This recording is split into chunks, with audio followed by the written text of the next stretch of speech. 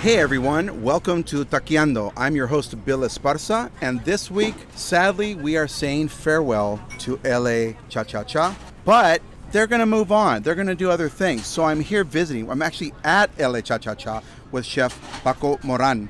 But first, at Taqueando, eating antojitos is a way of life. From the world's most celebrated dining rooms to the gritty stands and storied market stalls that preserve culture.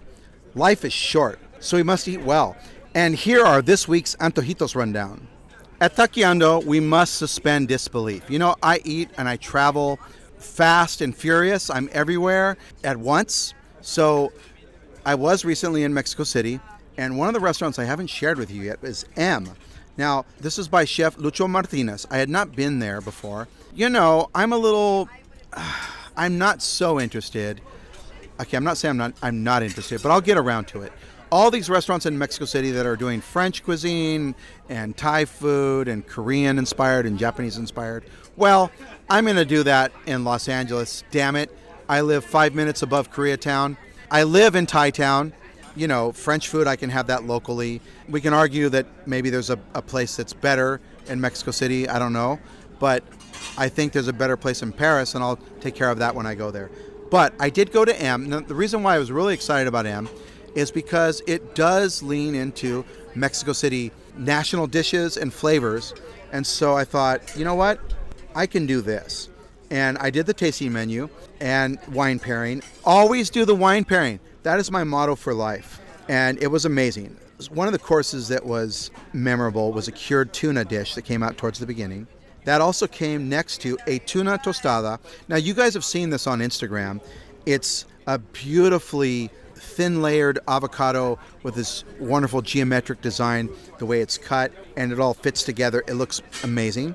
And it's covered with a little caviar. And you have the Baja California bluefin tuna on the bottom. Amazing tostada. I want to go to a restaurant in Mexico City that does tostadas. You know, I want Mexican flavors. M really delivered. Had a nice little spice to it. And then they do this pinwheel style buñuelo that's savory, that's served with a crab soup, which was wonderful, paired with wines from all over Mexico, not just Baja California, but Querétaro, Aguascalientes, other parts of Mexico that are making wine. And that's another iconic dish that you can get from their Instagram. A beautiful tamal and a bright green leaf that was just wonderful. And then they had a little mini flauta that had a guisado, a filling from Veracruz. I believe it's Minilla.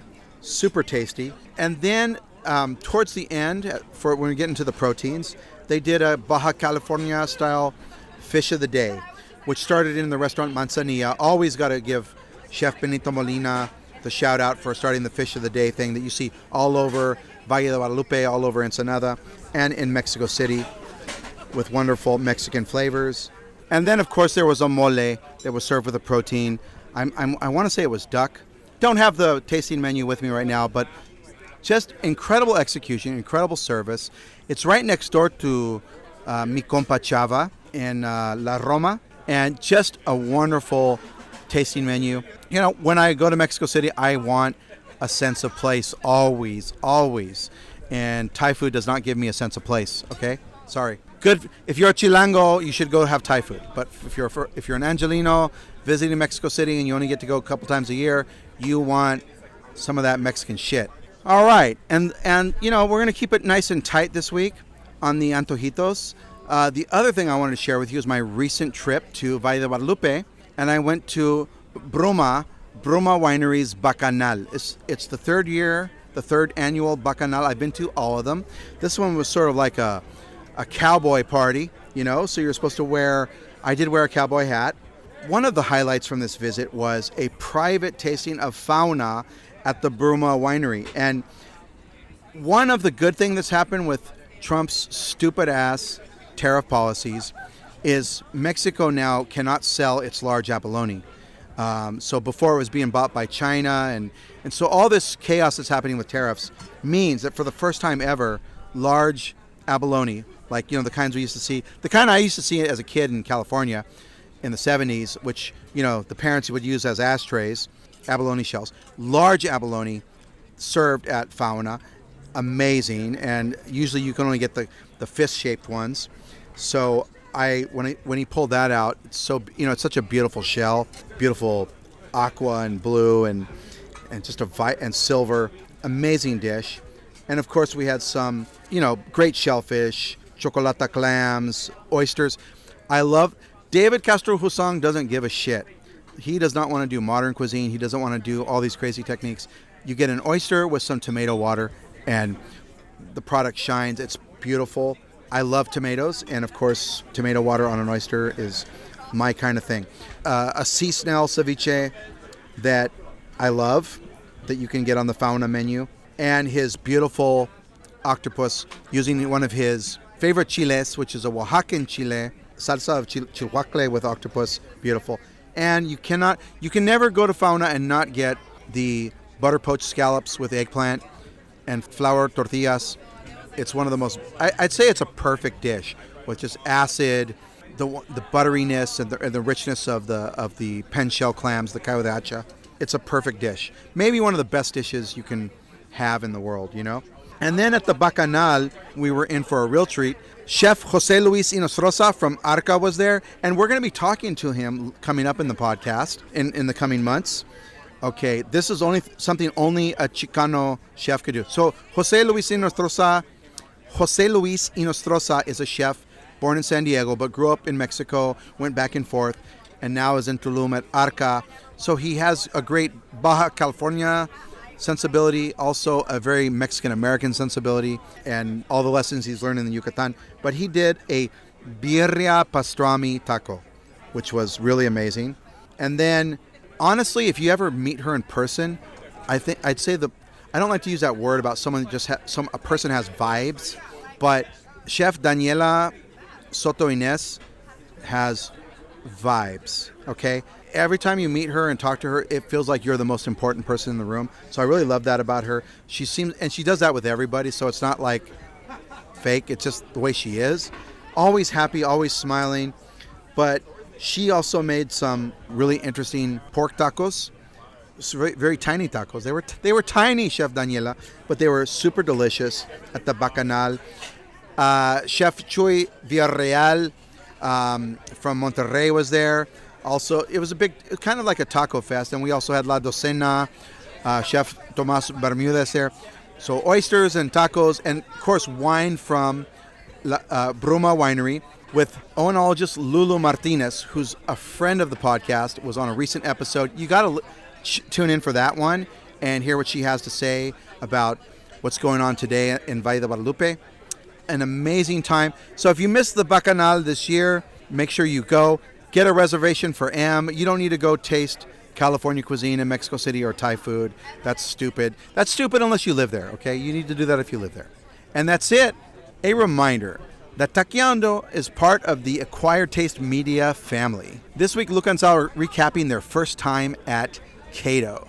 And in part 2, Luca and Sal are joined by Nancy Silverton. And that comes out on Friday. And without further ado, vamos a taquear. Hello, Chef Paco.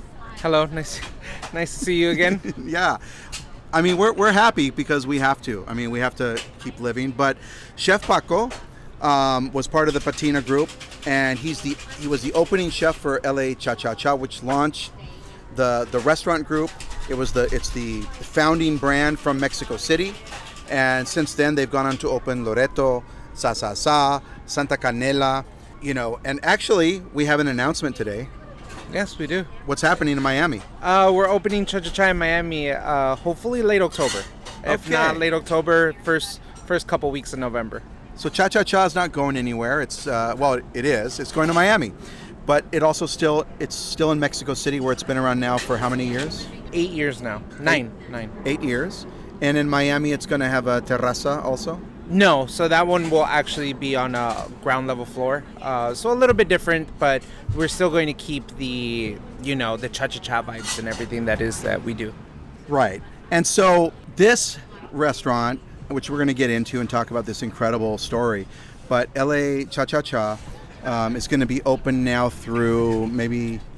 through the rest of September and, probably the first week of October. Okay. So, yeah, you definitely want to come out.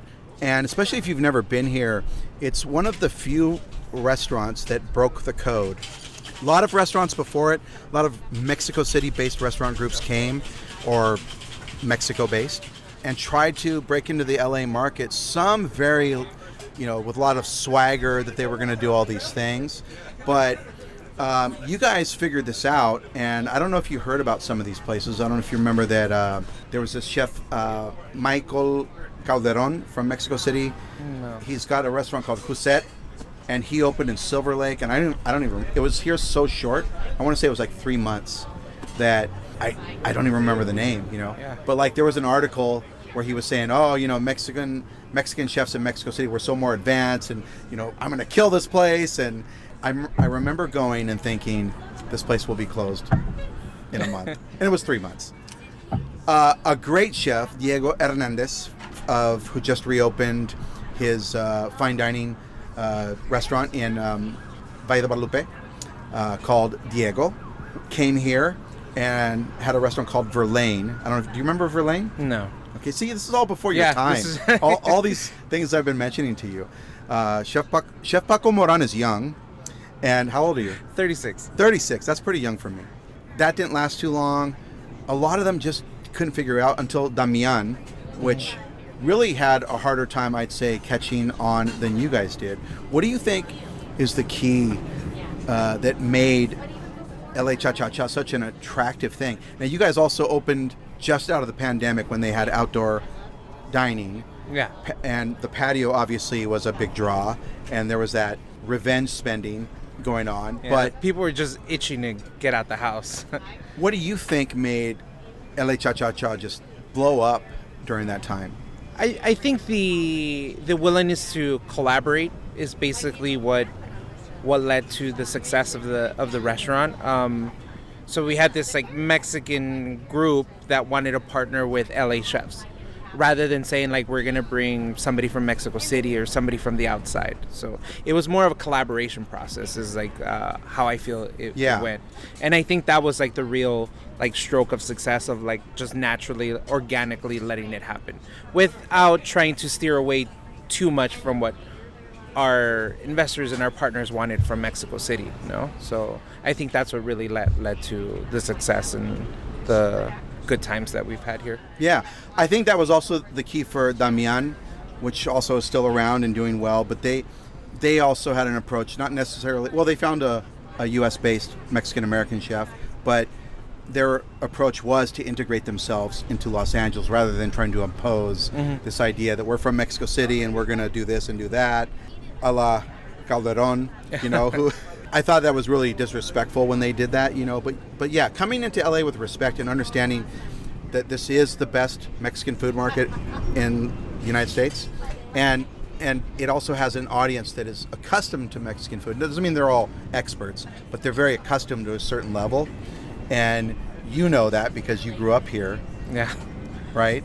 You're Salvadoreño, yes. and you were born over there or here? No, I was born here. Okay. Yeah. Both my parents are from El Salvador.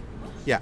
A country that I love. I actually went there in 2003, which was a rough time for the country, But I think in Los Angeles, we definitely have the best comida salvadoreña in the United States, would you say? Yeah, I haven't had the chance to try anything outside of Los Angeles, but right. I haven't heard anything from outside of Los Angeles. It's the largest population, and of course, we have a lot of restaurants that popped up. People that were fleeing the Civil War, and really the decades after that, where things were really unstable, and also because of instability in El Salvador, people were coming here and opening restaurants, and so we've had a rich culture here. But you are part of this group of, not just Mexicans, but also Central Americans that are very involved in doing ostensibly Mexican cuisine in Los Angeles. Okay, what am I drinking here? You're drinking strawberry mezcalita, and then I have our margarita from Cha Cha Chá. Well, cheers to LA. Cheers. Cha Cha Chá. Thank you. That's great. And I think this reminds me of what's so special about this place. It's a really hot day today. You and I are dying. We don't like this much heat. No, I definitely don't like the heat. I'm a spoiled, get me to some air conditioning kind of guy. But the vibe here is unbeatable. It always was, from the beginning in 2021 when you guys opened. But yeah, a margarita. Where else do we want to have this in the city? Yeah, exactly. I mean, I grew up. I went to high school here in Echo Park, and when I was in high school, there was nothing in this part of town. It was the arts district. There was just a bunch of graffiti when I was in high school. So when we opened, it was like really, really cool that there was this rundown, beat up warehouses and graffiti all over the place, and then we just stuck a bunch of plants in the middle of nowhere on the rooftop. And like you said, now we're just out here in the middle of the day enjoying a margarita, and it's just like, right. I would have never thought of that 15, 18 years ago. No, I moved to LA in 95, and I remember downtown was like, you didn't even go to downtown. There was no reason. There were no restaurants, there were no bars to go to. Yeah. And it was just a place you passed through, and maybe you went to the jewelry district or something, or you went to the flower district to pick stuff up, but it really was not a destination for dining at all, and that's really transformed over these decades. But so I was asking you about this, and I think my greater question is about this young generation of chefs, chefs in your 30s now, that really came up in the teens in restaurants. You guys came out of the restaurants, like, I'm not saying you particularly, but like you came out of the Patina group, but Bestia, and people that worked at Republic, people that worked at Barama, people that worked at all these hot restaurants that came out in the teens are now opening their restaurants in the Latino communities and doing something very different. But you guys are doing it without really the benefit, because economically it's really expensive for restaurant groups now to fly you all over the place and do a big research trip and get to know the cuisine you're going to cook. I know that Ori Menashe, before he opened Bavel, went all over the Middle East.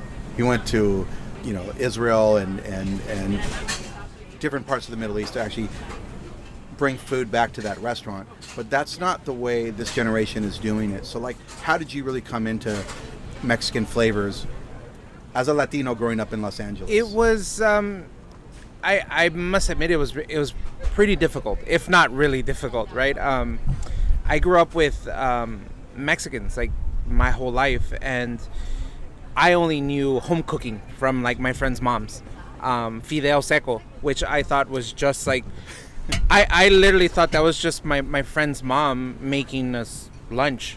And it turned out to be like, when I got older, no, that's a real dish. Like, right. People are really doing this and eating this at restaurants, and it's highlighted on the menu. I didn't know that, but she was making that just for us for lunch. So figuring that stuff out and then trying to put, my own influence or trying to recreate it for today's generation or just the general population was the difficult part. How do I translate something that I haven't done any research on or didn't come to me organically, you know? So that was the difficult part. The great thing was that we did get some information from, our investors, our owner, right, who had a lot of input, and he allowed us to, like I said, be very collaborative in the whole process. You had editors exactly. to talk to as you were doing this. Yeah.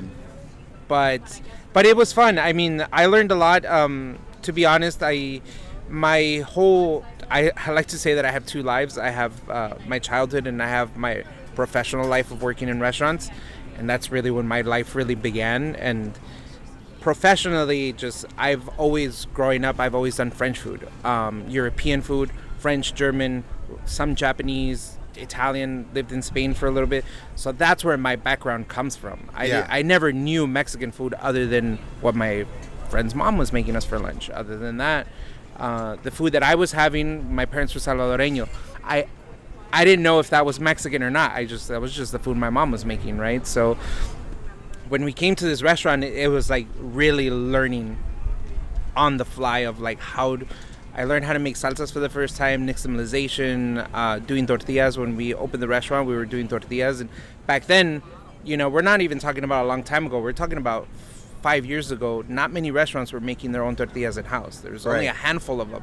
And we were making our tortillas in-house, and I was learning on the fly how to nixtamalize, rinse, grind, how much water, massaging, all this stuff, how to really properly lay down a tortilla and all that stuff. So it's been a learning curve, definitely from the beginning. But I'm super grateful to be here. No, I mean, and we now have some food that's arrived at the table. Can you tell me what we got here? Yeah, so we have Caesar salad, our atún tostada, and our aguachile. Caesar salad, I had on a recent trip to New York at this little Mexican restaurant where they were doing grilled jam lettuce, and I really loved it. And I said, hey, what if we grill romaine? Like, you know, but everything else is done very traditionally to your old school Tijuana Caesar salad. Right. No, we don't do anything different. Very minimal anchovy, Parmesan, do it the real way. The only twist that we're adding to it is just that we're adding just a little bit of fried capers and grilling the romaine. But other than that, it's your very traditional Caesar salad. So our atún tostada, which was like on the menu since we've opened, completely unchanged. People recognize it just because, you know, there's pictures of it all over the world because of Contramar, right? So It's like that Contramar vibe of like the tuna tostada. Ironically, one of our sister restaurants is 2 doors down from Contramar. So it was just kind of our restaurant Palmares down in Mexico City. It's 2 doors down. So it was just kind of like, oh, let's do a tuna tostada, you know. So it's been on the menu since we've opened. It's always been a crowd favorite. We recently just updated it just a little bit to change from the opening version of it, but it's practically unchanged at the end of the day. And what's the mayo base? This is morita mayo. So instead of everybody chipotle, we use morita. Yeah, you're also a little bit of a contrarian, I've found, which I do. You know, I think that's been to your benefit because you automatically change these things, and it's interesting what you said about like how you found the tuna tostada by going to Palmares and seeing that at Contramar. Is that social media plays such a big role in now how chefs can really get inspired, right? Are you saying that you're kind of inspired a little bit by dishes and things you see on Not so much. Not through social media. I try not to look at that stuff too much. I was trained by old school chefs. Yeah. So, but like Contramar, for instance, it's something you had heard of before, yeah. Right? But you just went recently for. We went like 2 months or like 6 months after we opened the restaurant. And that was your first trip to Mexico City. That was my first trip to Mexico City. And that was kind of my first trip in Mexico in general. Okay, so you came to Contramar through that visit. Yeah. Through that, right? And I mean, it's just interesting how the connection that LA has with Mexico City, also with Baja California. Yeah. You know, with the Caesar salad and even aguachiles and ceviches that are coming from Sinaloan and Nayarit culture, but via Tijuana. Yeah.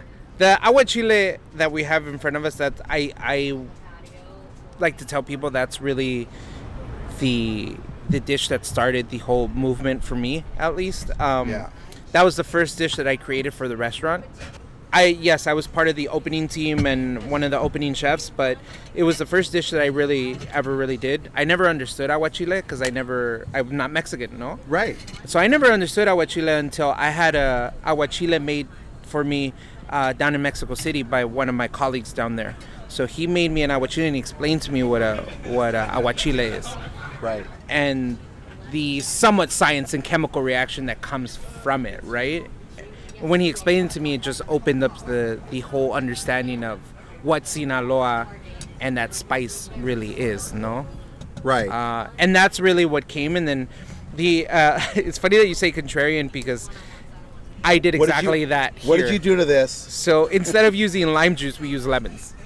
Normally in Mexico, everything gets used with limes. Yeah, we hate lemons in Mexico. And everybody hates lemons. And we just like, okay, well, I like lemons, so let's try it with lemons. And just, I think for the population here in LA, I think it really sat well with them, you know, compared to that lime version, because people are so used to lemons around here. And that's me growing up here, right? Like, I saw more lemons than I saw limes. The only time I would see limes is when you would go to a taco stand. What's really amazing is that people really have, despite, you know, someone who goes to those places a lot, the flavors that you do are different, but people really respond, you know? People really love what you guys are doing at both here and Loreto and also Cha Cha Chá. part of it is, like I said, the fact that I'm still learning and applying that knowledge that I've gathered over the most recent years, or just, what I've gathered over my 15 years of like cooking. Is just like, how can I make this my own, like, but still pay respect and keep all the integrity that is Mexican food, especially when it comes to those Baja style dishes that we do, or Sinaloa and all that, lo que es mariscos, how do I keep the integrity but also make it my own? Mm-hmm. No, I remember I went really early on. Yeah, it's very delicious. I went early on to LA Cha Cha Chá. I want to say I was here in the first month or a couple months. That was a different world. We were arriving in masks and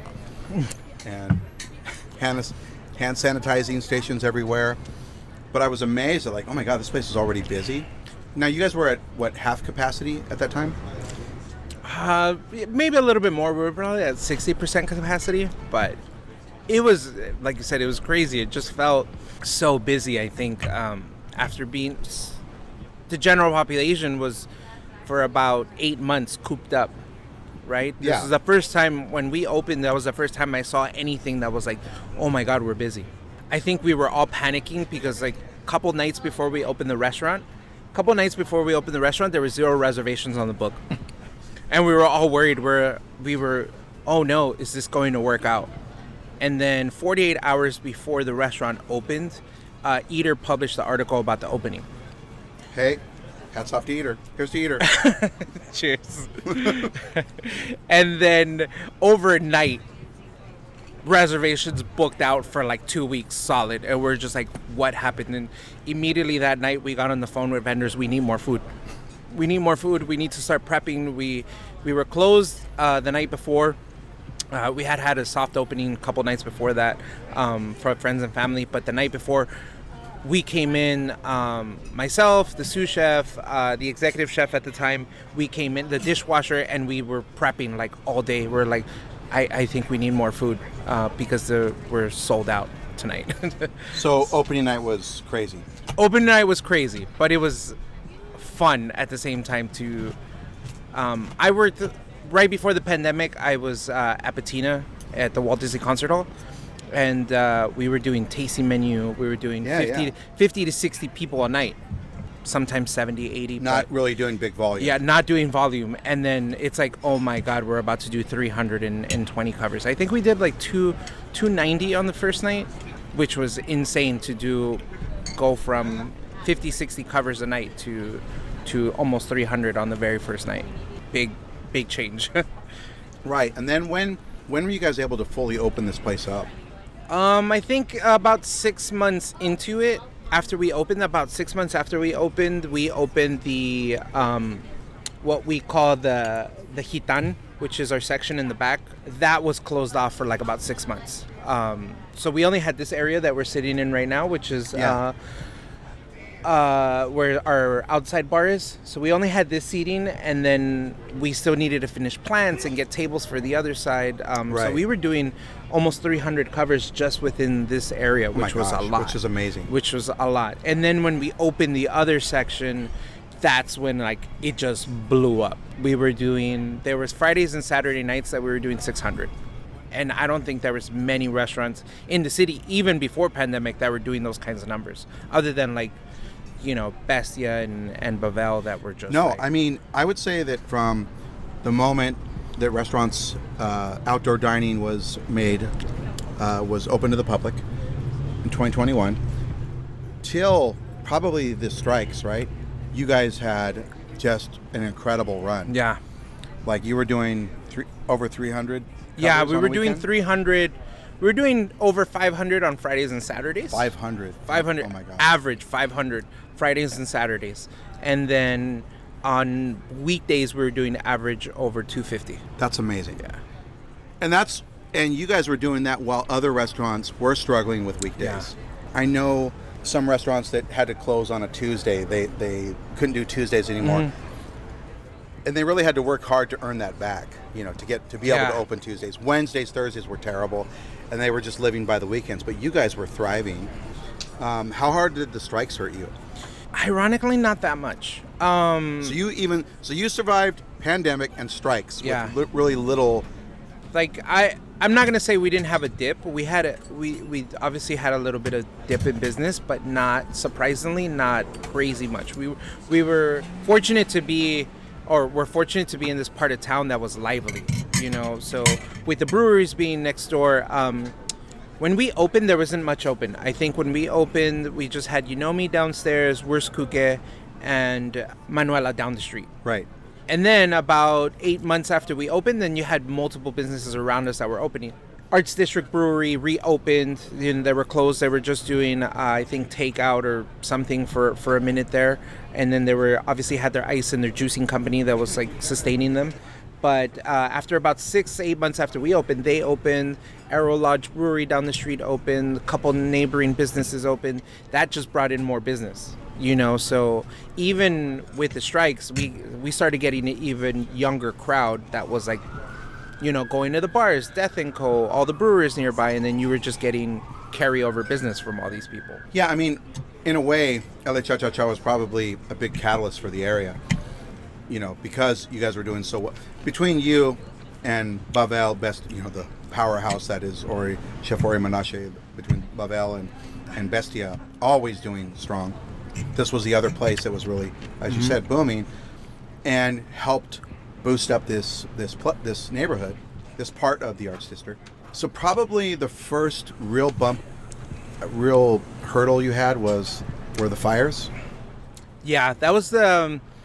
I think actually it all started during election time, even before the fires.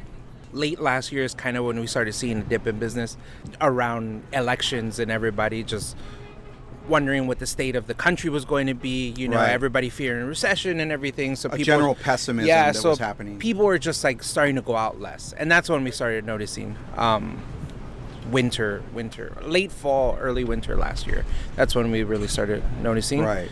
And then came the fires. That's when the things started getting serious. And you had to shut down for a couple weeks? We shut down for a week, and then there was a couple days that we just had to have a minimal service, just because we were only sitting indoors, and our indoor section only has about 30 seats. It doesn't have that many. Yeah. Because we were just trying to avoid like all the excess ash and the poor air quality and things like that. So, not to mention there's just like every day we were cleaning up ash and like all of the outside. 80% of our seating is outside, and it's just right. like all of it. You just like every day, and it didn't matter how hard the guys cleaned. It's just like we got to redo it again the next day. Yeah, and people were very focused on the fire and recovery, so people's money and efforts were going to support. People were focused on what to do about, you know, all these places that have been lost, businesses that have been lost, people that are lost their homes. So there was definitely like a lot of focus on that. So that was really the first time you guys started to see, from the elections and the fires, started to see people kind of cutting back. Yeah. Now you had already, you know, I was really amazed to learn that you guys had taken one of your chefs and put that person on purchasing. Yeah, Christina. When did you guys do that? That was, I want to say, late 2022.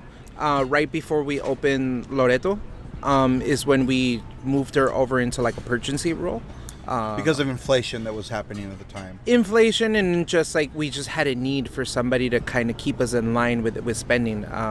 We knew that expanding to 2 restaurants, and technically 3 if you include our second concept within Loreto, yeah. It was just kind of like there was a lot to manage on my part and within like the chefs, and just managing busy restaurants, it created a need for a purchasing manager, which, you know, simultaneously also helped out the bar team picking out all their spirits and helping get wine, and, you know, helping us negotiate better deals with all our vendors and things like that, just keeping us in line, you know. Yeah, I mean, you guys did everything right. You had the right concept out of the pandemic. You had the right food. You know, when I came, the first time I came, I have a general, that's part of my job, I'd say, is a certain level of skepticism and also optimism, but I'm always looking for something that's going to be great. But I was, you know, very curious about that first menu. I'm like, okay, is this what, I don't know what I was expecting, right? Yeah. And I'd never been to Cha Cha Chá in Mexico City. And I remember like a mushroom quesadilla or something like that, or Oh. maybe a mushroom taco. Yeah, we did mushroom al pastor. Yeah. Mushroom al pastor. And, you know, the things that I felt it was very safe at first, but then I saw how people were responding. Like, people loved the drinks. You guys still, I'd say, you made the best, well, you still make it right now, the best carajillo in the city. Yeah. I love your carajillo. It's amazing. We opened the restaurant. I hadn't even heard of a carajillo. I never knew what it was. And like I said, 6 months after we opened the restaurant and we went for our first Mexico City trip, and the first time I found out what carajillo was, and I was like, oh my God, this is amazing. Now I understand why we're doing it at the restaurant. Why aren't people drinking more of this stuff? So I'm super happy that we do carajillo still here with the fresh pulled espresso, and we do it at Loreto too, and it's just like I'm surprised more people don't drink them. It's an amazing after meal. Well, I'm all I care is that I'm drinking it, you know. Yes. But again, I said, you know what, these guys have really figured this out. And again, I saw other restaurants not do well, you know, from Mexico City, I remember talking to one of these people when they were about to open. I said, you know, you really should. Mexican food is better in Mexico, no doubt, but it's a different audience, you know. And just like if you have there are certain concepts that only work in Mexico City. They don't work in Monterrey or Guadalajara. Guadalajara has been very good at opening their seafood restaurants in Mexico City, because right now Mexico City is like crazy about seafood, you know. But knowing the market, understanding that market, having respect for that market, you know. And I'm like, okay, I don't know what I was supposed to have here, but it's good, and people are loving it. And then I was just seeing all the, you know, that everybody was going. You know, everybody's really loving what you did. That's an amazing thing to do. Again, even though you are from here, and you know, the fact that you guys put this together, and I feel like the space is perfect, and I'm gonna miss, you know, this as you are. But the ICE raids, the kidnappings, just the chaos. You are right next to the ICE detention center here. You're right next to City Hall. This is where were the first raids at Ambience Apparel was just it's very close, right? So you guys have been really part of that area. And the one thing that dawned on me is I was watching on the news, and they were like, okay, it's not that bad, you guys. People are making a big deal about this, but if you just avoid this area, and they put this area on the map, and they framed it on the news and in newspapers, just avoid this area and you're going to be fine in LA. I'm like, but that's you guys. Yeah, it was. It wasn't. I mean, we also have industry friends, right?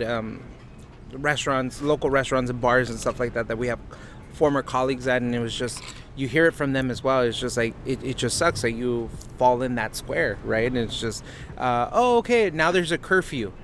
The curfew didn't help much either. The curfew was put into place during a time where our businesses thrive the most. That's where your premium sales are. So it's just like, we might as well just close then, because the curfew is really not doing much for us anyway. Right. And we also, just like so many restaurants that rely on immigrant labor, a lot of people stayed home. You had workers probably that couldn't show up to work. Yeah, we had employees that are just afraid to come into work. Yeah. And they have full legal status, and they were just afraid, just from racial profiling and discrimination.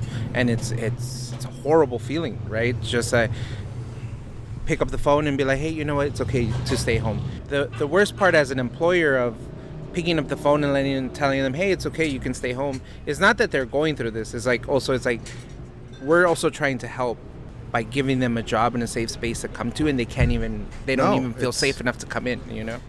Yeah, we've definitely, I mean, I would say in my lifetime, I've never seen an administration actually try to wreck the economy and have no consideration about the long-term economic effects of your own country that you're supposed to be in charge of. And just because you don't like a city and the way it thinks and votes and the people in it, that you're going to hurt the entire economy. And of course, for you guys, you know, I mean, it's like, okay, we're a Mexico City-based restaurant group. we employ Latinos. You have it's a restaurant. 90% of our workforce is all Latino. Right. I think there's about other than every other race or ethnicity is the minority within our group. Right. Like we are the majority, and it's just most of them are afraid to come to work. Yeah. It's a horrible feeling. And even if you're not in that group, you're probably afraid coming down here and getting trapped behind whatever activities are going on, because ICE has continued to come back to this area, and obviously they're detaining people nearby, and there's that also is unnerving. You know, it doesn't feel great. And again, I think what do you say the drop in foot traffic has been? Oh, significant. I want to say, especially during the daytime. During the daytime, it's worse. I mean, you hear of all the kidnappings and rapes that have all happened during the day. Our lunches have suffered more than our dinners. Yeah. Our dinners obviously have as well, right? But the lunches more than anything, because people just don't want to come to this part of town during the day. I mean, we're here. For me, this is very unusual. Okay, by the way, for people who are listening in, we got the cool corner table. I've sat at this table before. Yeah. I want to say I was at this table when you had The Expendio dinner. Yeah, I remember. Yeah. Expendio de Maíz was here, Yeah. and I just went there for the first time recently, and that was a wonderful evening. This is a great seat right here, and I'm looking out, and there really aren't people here today. This blows my mind. There's a Dodger game, right? Dodger games on Sundays, like we would get a couple of guests come in pre-game, and then we would get guests post-game. So far, nothing. I don't think I've seen. This is the first Sunday I've ever been here where I haven't seen a single person wear some type of fan gear, Right. in our space, which is very daunting on me. Yeah, but yeah, we've definitely seen like 80% drop. And even after announcing that you guys are closing, usually there's there's some benefit to that. People come, but again, this neighborhood, this whole neighborhood is just. What I can't get over is the fact there are no parking spaces, but yet there are no people on the streets. No, nothing. Right? You normally hear. Sundays was my favorite day here at Cha. Like Sundays was great. And why? I used to like. Bring me into a Sunday. The at energy LA was Cha Cha Chá. The energy was great. I always loved the energy on Sundays here because it just seemed like from the beginning of the day till the end of the night, like there was always a crowd. Whereas Kuke always brought like this like crowd during the day, and then as the brewery started filling up, and then you just have this carryover of people coming to Cha. And then a lot of people that were just coming specifically to Cha and then going to all these areas, you know. Right. It's just a great feeling on Sundays. And I used to hate Sundays when I used to work for Patina Group. Sunday was like my what was that like? worst day because Sundays were like always the slowest night. Okay. No matter what restaurant that I was working at during my tenure at Patina, whatever restaurant that I was at, Sundays was like the worst day. It was like the slowest night of the week, you know, the slimmest crew. And like here was completely the opposite, like full on team, busy all day, busy lunch, you know, earlier dinner, but it's still a busy dinner, you know. And here it's Mexican fun. Yeah. Margaritas, tequila, palomas, mezcal. Cumbias are blasting, you know, everything's right. like, yeah, you know, and that's also like the other thing too. To me, that Sunday was always that vibe for me where it's like, I don't mind coming to work on Sunday. We have cumbias and manda playing in the kitchen. And you step out just to like look at the dining room, and then cumbias and banda and like music is playing in the dining room, and it's just like, yeah, this is what my life has always been. It's just nice to now hear it in the dining room. I really think, by the way, the chili morita is nice.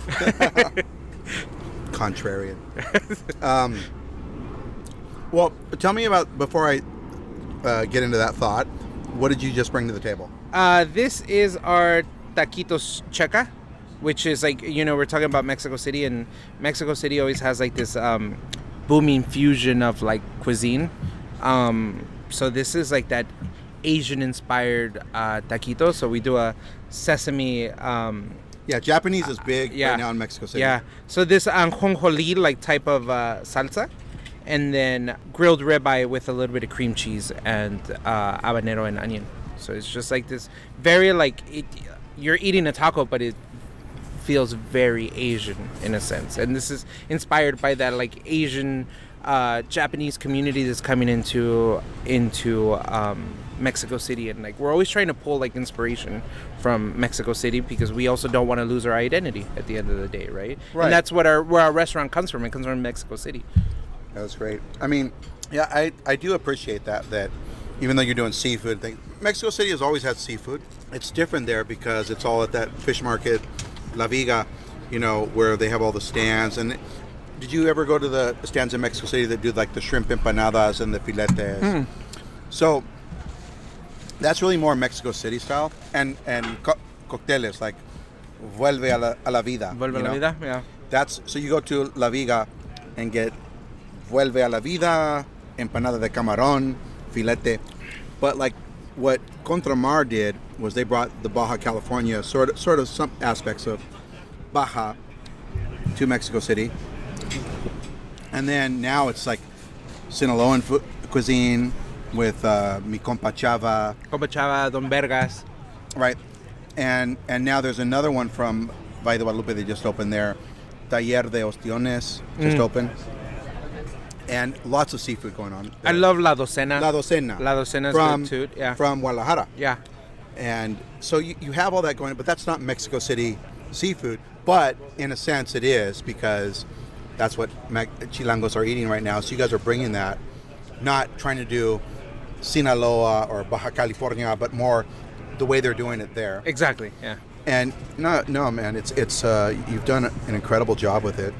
So yeah, I mean, motherfucking ice killed this place. It did. I hate the. We obviously got like some backlash, like on. Everybody will always have an opinion, right? And everybody's always like, "Oh yeah, they're just using ice as an excuse." No, dude, you have no idea. No, it's not an excuse. No idea. I got, you know what? After my story for Eater, and please read my story on Eater. Yeah, go ahead and about read the clothing. it. It's very good, I think. And I did get one of those letters to the editor type things in my inbox, you know. And this guy, I was reading his email, and I'm like, oh my God, this sounds like Stephen Miller talking points, you know. And wow. So I did actually a true, like in the Gustavo Arellano, you know, letter to the editor, like when he do these like snarky responses, I did Dear Miller Lite. I called him Miller Lite, you know, and I did my response, but it was also, does Alejandro really think that if he supports all these policies and blah, I'm like, oh my God, dude. Like, what does this have to do with the fact that you have a federal agency disrupting the commerce of a city, you know? And it wasn't disrupting it you guys were coming back in March, right? We were. That's like the thing that's probably most frustrating. Right. That after the fires. After everything. After the fires, after the elections, after the little slow season, the dip that we saw, we took the opportunity, right? Like, we're like, okay, it was slow. Let's give the restaurant a facelift. So we refurbished part of the restaurant. We worked on new cocktails, right? We revamped the whole menu, gave it like a good facelift. And we did face a little bit of backlash from the regulars. We're like, hey, why'd you guys change like some things? But slowly you can see that the guests were coming back. They're like, oh my God, Cha like updated their menu. They, like I said, we started doing the checa. We re-updated our aguachile. We re-updated our tuna tostada. Gave breathed new life into the restaurant, no? And we saw, okay, it's going to be a good summer. Screw the elections, screw the fires. We're going to make it through here. It's all fine. We're coming back. You were moving back up. You were still struggling with the midweek crowd, but you were doing promotions. You did your reverse happy hour. We did the reverse happy hour, brought in the happy hour. Are you going to drink that cantarito? You can hit me with that. I'm on the motorcycle, so it's a little bit difficult for me. I burn through drinks and oxygen and scuba tanks, so like, but go ahead. Yeah. No, we took the opportunity after the fires. We're like, okay, let's breathe some new life in. Let's bring some new blood into the menu, into the cocktails, and we cleaned up some things there with the wine and all that stuff, and it was looking good. it was looking really good. We're starting to get the midweek crowd back. You know, the weather started changing, right? There were more sunny days, longer sunlight. You know, you started to get more and more and more. And then the ice raids started happening, and then it's just like, oh great, here we go. Like, how many things do we have to deal with at this restaurant? Like, I mean, not just our restaurant, right? Like the entire city in our industry. How many things do we have to deal with here? No, it's really, again, all the things that you've done created something really special, unique. I think a place that kind of everybody loves, but I think when Latinos come here, there's this sense of, oh, I'm in a restaurant that's from Mexico. There's a pride in going to a place. When I go to Damian, I feel that it's like, it's great. Like Damian, Enrique Olvera chose L.A., as his sort of like last great restaurant, and that's wonderful. It's great to be a Mexican. It's great to be a Salvadoreño in Los Angeles. This is one of those places for us, Yeah. Yeah, and that's how I always felt about the restaurant. I always felt like there was this, not just this great place for Mexicans, but just great place for all of us Latinos. Like, we have Hondureños, Guatemaltecos, Nicaraguenses all in here, and there's just like vibing and just trying to do good food, Right. And they all love this kind of food. Yeah. Like they've all grown up. We've all grown up together here in Los Angeles. Yeah. We've shared Mexicans in LA. We love pupusas. Yeah. How can we push it further? And it was just kind of like, but still, trying to bring in more people, and it's just this part of town. I mean, I feel like seeing what I'm seeing today, and just what's the fact that this isn't going to stop anytime soon. Is it? We're gonna kind of lose the gains of the teens, of all the restaurants that open. Yeah. And this part of the Arts District, I feel like, is going to recede into and won't come back for a long time. I mean, it will. We have to get a president that doesn't want to hurt California. Yeah. I feel like he has a vendetta against us. Like, California has a state. Usually you don't get a president that wants to take out a state. Yeah. And so that's unique, right? And it's hard to be on the receiving end of that. So, to the guy that wrote me, I mean, yes, the ice raids. If not for that, if not for what happened on June 6th, you guys were cruising into a summer that was going to be busy and really was going to help you make back a lot of those gains from the fire. People don't understand the restaurant industry. When you have to shut down for 10 days or whatever it is. Yeah, it's equivalent to like a month. It's like being gone forever. Yeah. People forget about you. They move on. Their patterns, whatever they had, they're now going to other places. Yeah, it's such a fragile ecosystem. It's right? very fragile. Like, very fragile. The margins are so slim, and we do a good job. We keep all our margins tight. We have the right people. We have the right systems. We have the right thing. It's just 10 days. 10 days will kill you. 10 days will break you. You guys run a lean operation. You're not, a lot of people see you busy and they hear about all these numbers, but you're just paying bills. In an economy that's really tough for restaurants where other people can't pay bills, you're paying your bills, which is great. It's great for the rest, and you're expanding, and you're using that money to expand, not to buy yachts and shit. Yeah, exactly. I mean, we're trying to shift it to the other side, right? And like, that's the way we're looking at this. It's super positive, right? Like, okay, we're in this part of town that, like you said, it's receding, but we're still expanding. We're still growing. Yeah. We're doing our best to retain as many of our employees and give them growth opportunities within our company. And like I said, we're gonna open in Miami soon, in a couple of 8 short weeks, hopefully. There at the end of October in Miami, and then we open another project in Santa Barbara in hopefully March, April, right? And that you're talking about 2 restaurants within 6 months. Yeah. That's a lot of growth for some. And are we going to ever see an LA Cha Cha Chá? Let's talk about that, because, this whole restaurant group, this is the home brand, This is the base. This is the one that came from Mexico City.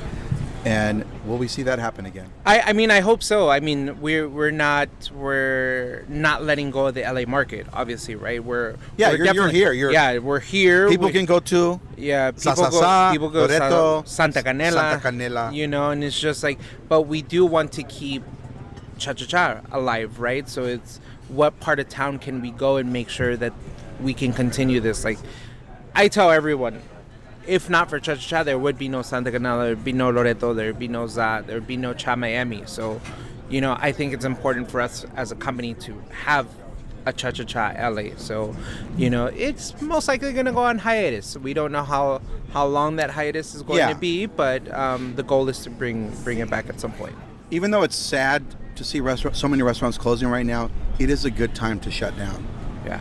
It's not a great time to try to, tough it through. Because, again, we just don't even know when this ends, Is it midterms? Well, midterms, I don't even feel that's going to stop it. I have no faith whatsoever in this presidency when it comes to running a restaurant in Los Angeles. No, I have no faith in this presidency for anything. But there's no disclaimer there for anything. But specifically for restaurants in Los Angeles, in California, we don't know when this bullshit ends. But today, I'm at a great restaurant that's been popular for 5 years, right?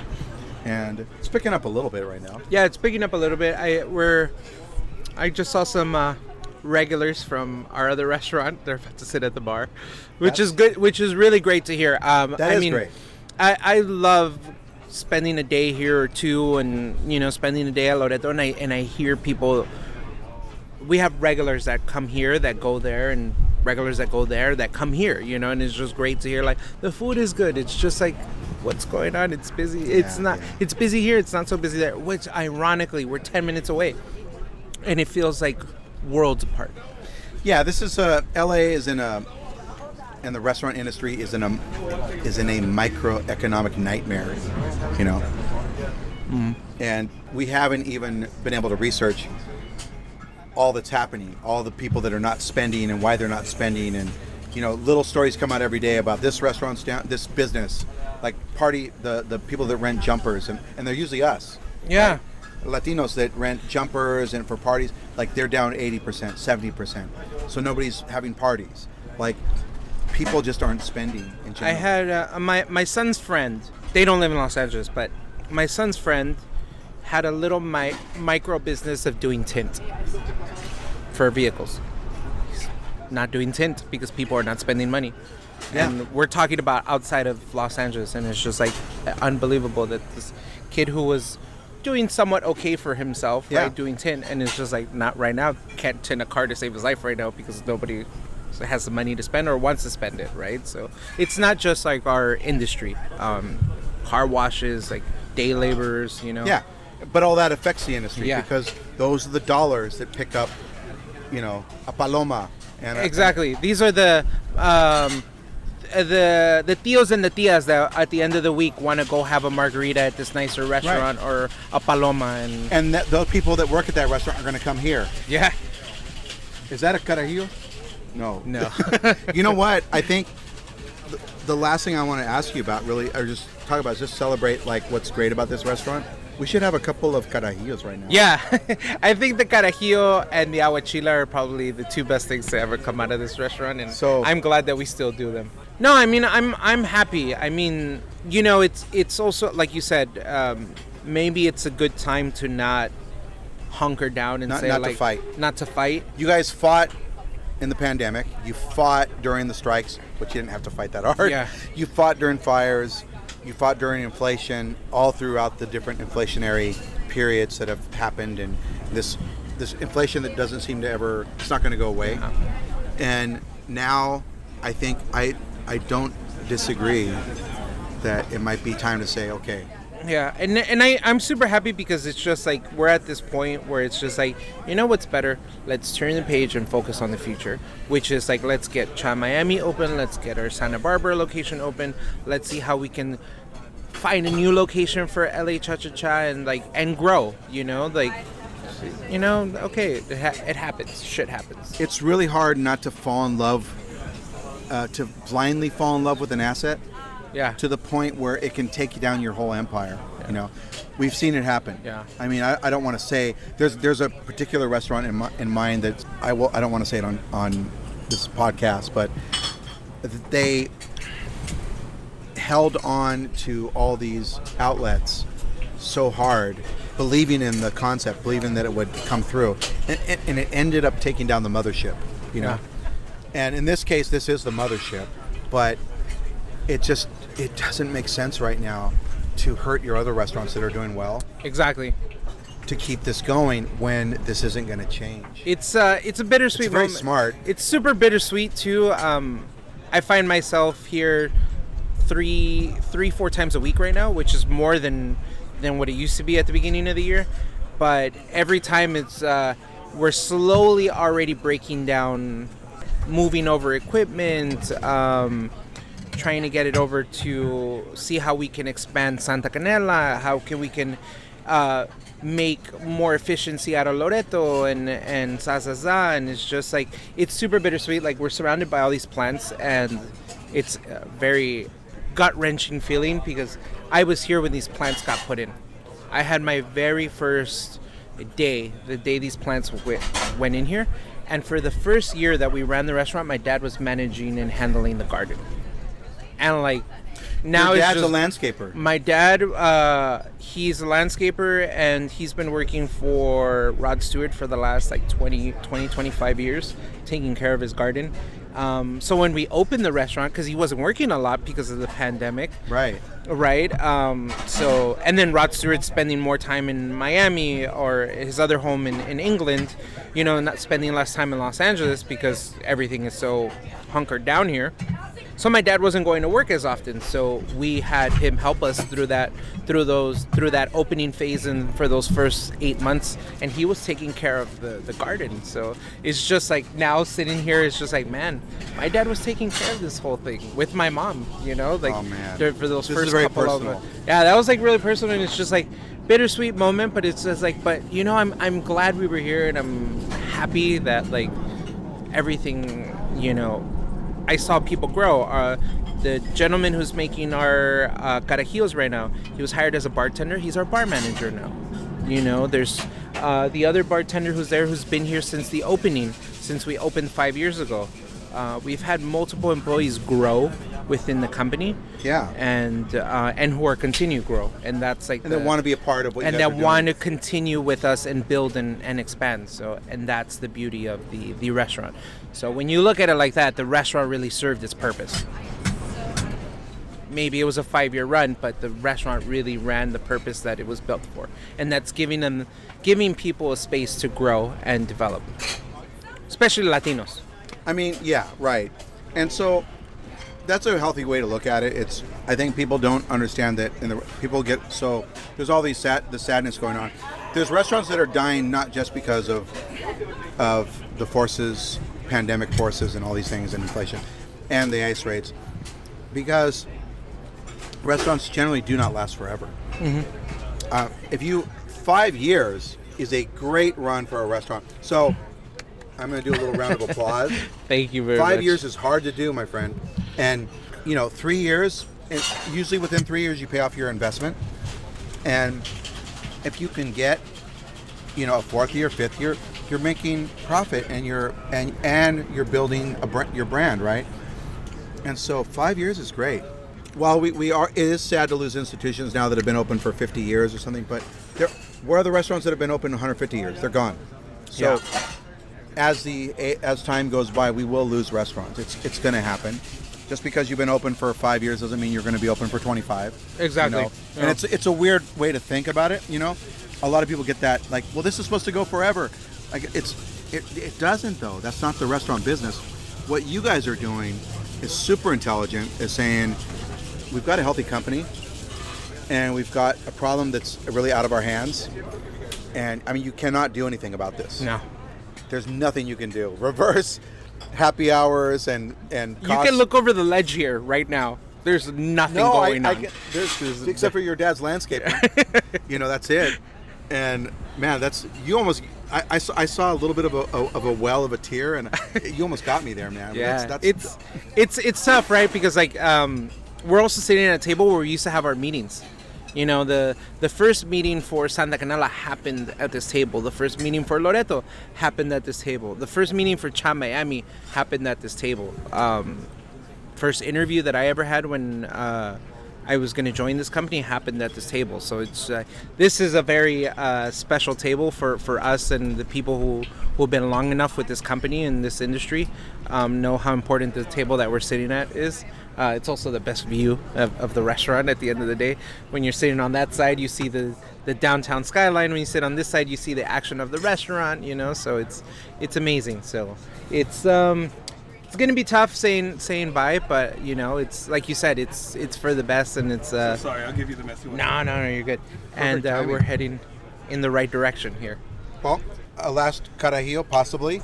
I mean, I hope I'll try to get back in the next month, but this carajillo is very special to me because I've always tried these at restaurants, and they always, you know, I have them every time at a, you know, when I'm at Quintonil, Puyol, Sud 777, anywhere in Mexico City I go, I'm having them. I'm having them in Monterrey, Jalisco, Tijuana, Valle de Guadalupe. So this one is very special to me. I even pitched the damn story, like the best carajillo, and like, but no, they didn't like it. Okay, damn People it. don't drink carajillos. that's the rebuttal, right? Like, people don't drink carajillos. Sometimes they don't get it. It's okay. Yeah, It's okay. They don't get it, and it's okay. I get it, and that's all that matters. So we're gonna take it out with the carajillo. In this last month of LA Cha Cha Chá, what do the people need to have while they're here? What are the dishes that made LA Cha Cha Chá that people need to come down and support? By the way, the reason why you come at the end, and there's always these people that say, "Oh, why didn't you go there?" You know, shut up, shut up. The reason why people come is we got to pay bills. Yeah. At the end, you got to make sure that the employees are paid. You don't want to do what some of these other restaurants do, where they're getting in trouble for not paying people. You need to pay the suppliers, your purveyors, and so people need to come to help you do that. And I'm all for that. So what do they need to have? Definitely the aguachile. I think the aguachile and the tuna tostada, two of the items that basically been on since the beginning. The carnitas is evolved a little bit over the last year. So again, when I see this dish and you say carnitas, I don't see it at all, but it's delicious. Yeah. It's more like chile verde for me. Exactly. You know, I'm glad you get that, because some people don't get it. See, that's why I get the big bucks. That's how I grew up with it. So I never had carnitas like how people know carnitas. Right. I had it in chile verde.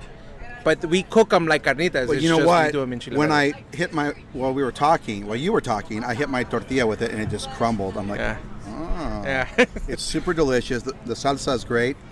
And and you guys, I don't care if you call it carnitas. I'm not going to be that way here. I love this place. But it's a delicious dish. So they got to get the carnitas. Yeah. And I think those are the three ones. But like during this last couple of weeks, we're also planning on doing some a revisit on some old classics from when we opened the restaurant. Ooh, when are you gonna do that? So we're thinking like the last week or two that we're still finalizing the final date for the restaurant, but we also want to bring back a couple of things that we were doing. Pulpo tostada that we did that everybody loved when we first opened the restaurant. Yeah. And it was sad to see that go when we took it off, but that might come. The original version of the carnitas might come back, where we used to do an orange glaze.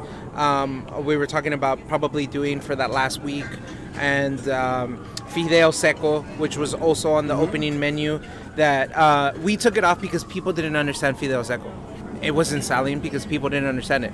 Like I said, when I visited Mexico, I saw it on menus, and I was just like, I thought this was a home dish. I didn't understand it, which I think is why people weren't ordering it. But I think for that last week or second week, we want to do some of these old classics of when we opened the restaurant. Chapulín croissant, most likely, now that we have a bakery that's making croissant. Right. You know, when we had lunch and we started lunch the first time 3 years ago, we were doing a chapulín croissant with requesón. So some of these like classics that people loved, we want to bring back When you guys do announce your last date, I'm going to try to book... I'm gonna message you, find out when you're gonna do those things. That'll be fun. Yeah, it'll be fun. It'd be nice to like do all this stuff with some of the old guys that've been here for a while. Yeah. So we've been talking with Chef Paco Moran, executive chef for the restaurant group behind. You can still go to Loreto, Sa Sa Sa, Santa Canela. You can go to Miami if you want some Cha Cha Chá action, and Santa Barbara for what's the name of it? Bogavante. Okay. And maybe we'll see a Cha Cha Chá again, but come out and support the employees that have been here and really suffered through all this bullshit. Yeah. You know, and need to go on to find work somewhere else. You know, some of them will, obviously, but you've done an amazing job. Congratulations on a great 5-year run. Yeah, it was great. It was fun. It was amazing. I'm learning. I'm still learning. You know what? For all that you're doing, again, the sort of I don't know what I'm doing approach has really worked out for you well. Alejandro Arodo likes to say that I have this superpower of, because I'm not Mexican, I can break every rule and somewhat get away with it. Yeah. I love it because it's like, yeah, you know, I'm trying to pay my respects as much as possible, but you know, I don't, like you said, I like to be a little bit of contrarian. You've even got me, who normally would be up in arms about this is not carnitas, and I'm like, okay, but you know what? It's okay. I'm just gonna, in my head, I'm just gonna say chile verde, and I'm gonna enjoy it. We're gonna put on the menu carnitas en chile verde. In the bottom, asterisk. No, you don't even need to do that. Asterisk, you're fine. Bill's You're person. fine. You're fine. Nah, Salud. Salud. Thank you for tuning in to the Taqueando podcast this week. And be sure to tune in next week for another episode.